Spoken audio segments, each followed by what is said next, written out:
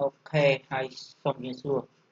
បងប្អូនទាំងអស់គ្នាថ្ងៃនេះឥឡូវយើងបន្តពីមេរៀនថ្ងៃមុនពាក់ព័ន្ធជាមួយការកណនាពលានដីចាក់បំពេញអញ្ចឹងឥឡូវយើងបាន add surface add អីហើយយើងបានកែសំណួរ surface មួយចំនួនចំពោះរបស់យើងនេះអ្វីដែលខ្ញុំបានចាក់ពីមុនដំបូង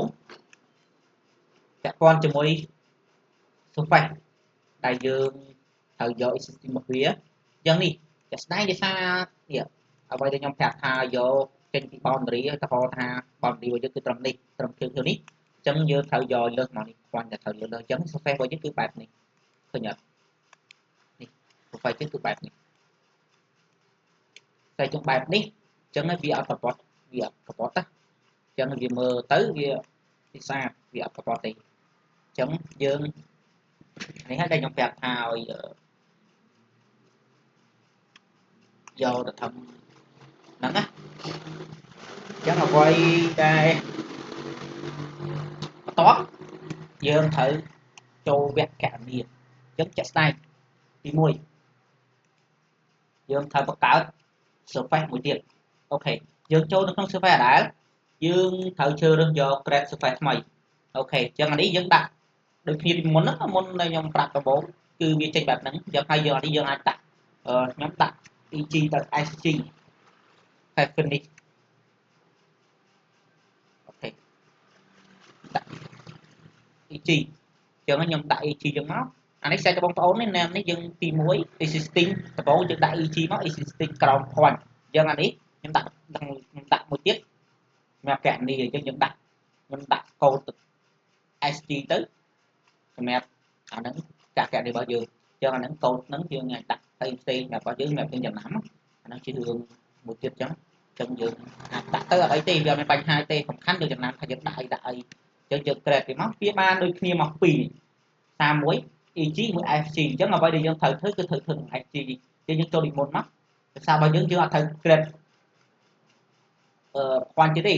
ភាសារបស់យើងនេះបើកណនីគឺយើងកណនីក្នុង boundary អញ្ចឹងអ្វីជាក់ស្ដែងគឺយើងត្រូវ copy ហ្នឹងនេះ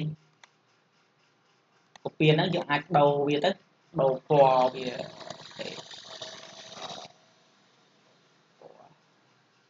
អត់អីយើងបាច់ដូរពណ៌ក៏បាននេះអត់ចាំបាច់ទេវាចិត្តអីអញ្ចឹងយើ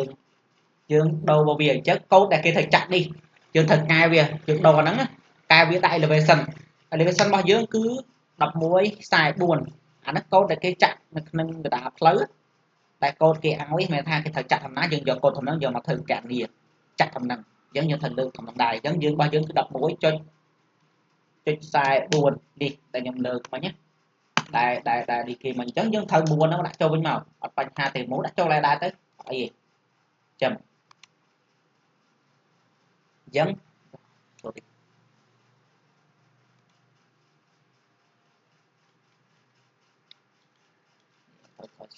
ចាំតិចសិនចឹងនេះ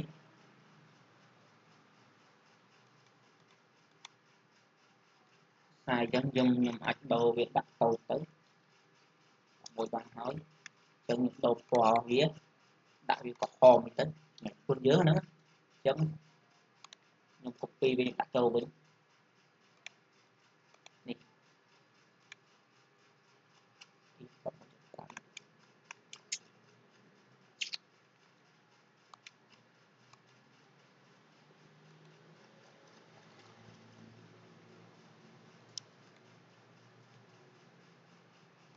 អូខេឥឡូវយើងដូរបាត់ថ្មីទៅ11 44នេះ1144របស់យើងយើងក៏របស់យើងគឺ1144អញ្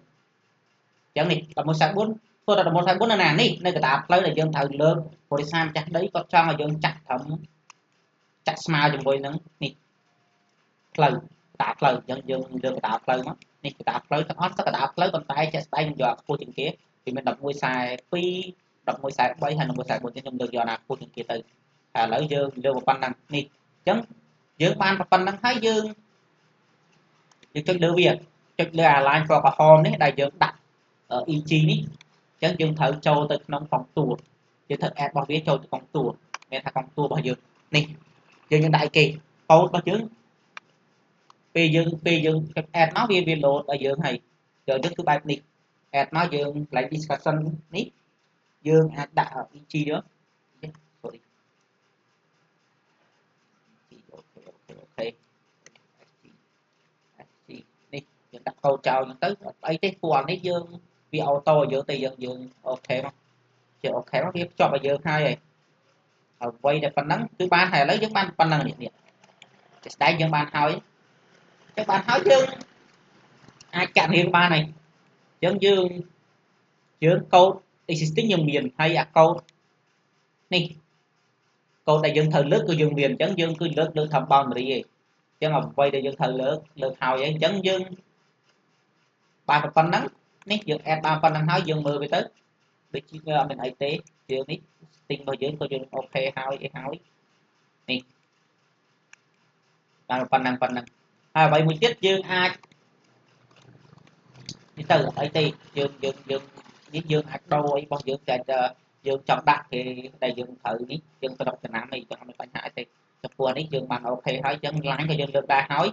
ចឹងវាអស់ហើយអាហ្នឹងយើងបានប៉ុណ្ណឹងមកអូខេឥឡូវហ្នឹងយើងទីយើងក៏រៀងច្រើនដែរខ្ញុំសូមបញ្ចប់ចំណុចសិនតាមពេលក្រោយវគ្គក្រោយខ្ញុំនឹងបញ្ចប់ការងារវេលាហ្នឹងអញ្ចឹងយើងធ្វើតែមួយកន្លែងទៀតគឺយើងបញ្ចប់ការងារវេលាហ្នឹងហើយអូខេអរគុណជំរាបលា